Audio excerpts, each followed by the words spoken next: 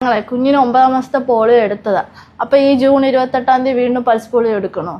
വയസ്സിൽ താഴെയുള്ള എല്ലാ കുഞ്ഞുങ്ങൾക്കും ഉറപ്പായിട്ടും ജൂൺ 28 തന്നെ പൾസ് പോളിയോ എടുക്കണം. അതെന്താണോ, ഇപ്പൊ കുഞ്ഞിന് നമ്മൾ അടുത്തിടെ തന്നെയാണ് പോളിയോ കൊടുത്തത്, പക്ഷെ തീർച്ചയായിട്ടും ഈ 28 വീണ്ടും കൊടുക്കണം. അത് അഡീഷണൽ ഡോസ് ആണ്.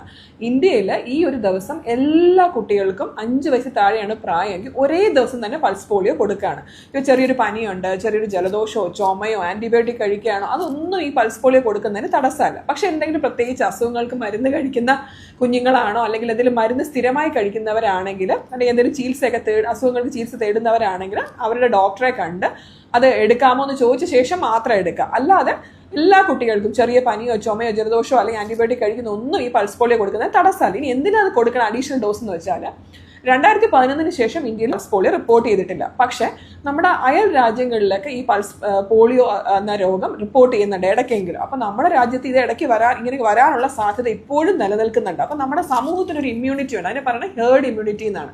എല്ലാ കുഞ്ഞുങ്ങൾക്കും 5 വയസ്സ് താഴെ പ്രായമുള്ള കുട്ടികൾക്ക് ഒരേ ദിവസം തന്നെ പൾസ് പോളിയോ കൊടുക്കുമ്പോൾ ഈ ഹേർഡ് ഇമ്മ്യൂണിറ്റി ഇമ്പ്രൂവ് ആവുകയും നമ്മുടെ പോളിയോയ്ക്ക് എഗെയിൻസ്റ്റ് ആയിട്ടുള്ള കവറേജ് വളരെയധികം പോളിയോ വരാനുള്ള സാധ്യത കുറയ്ക്കുകയാണ് ചെയ്യുന്നത്. അപ്പോൾ ഹേർഡ് ഇമ്മ്യൂണിറ്റി ഇമ്പ്രൂവ് ചെയ്യുകയാണെങ്കിൽ നമ്മുടെ പോളിയോയ്ക്ക് എഗെയിൻസ്റ്റ് ആയിട്ടുള്ള ഇമ്മ്യൂണിറ്റിയാണ് കൂടുന്നത് സമൂഹത്തിന്റെ. അങ്ങനെ പോളിയോ നിർമ്മാർജ്ജനം നടക്കുകയാണ് ചെയ്യുന്നത്. അപ്പം ഈ ഒരു വാക്സിനേഷൻ നമ്മൾ എടുക്കുക എന്നുള്ളത് നമ്മുടെ സമൂഹത്തിന്റെ ഒരു ഉത്തരവാദിത്തമാണ്. അപ്പം ആസ് എ സിറ്റിസൺ നമ്മൾ എല്ലാ കുട്ടികളും ഈ ഒരു ദിവസം വാക്സിനേഷൻ ഉറപ്പായിട്ട് എടുക്കുക. അതുകൊണ്ടാണ് റെയിൽവേ സ്റ്റേഷനുകൾ പല സെന്റേഴ്സിൽ ഇത് ഓർഗനൈസ് ചെയ്യുന്നത്.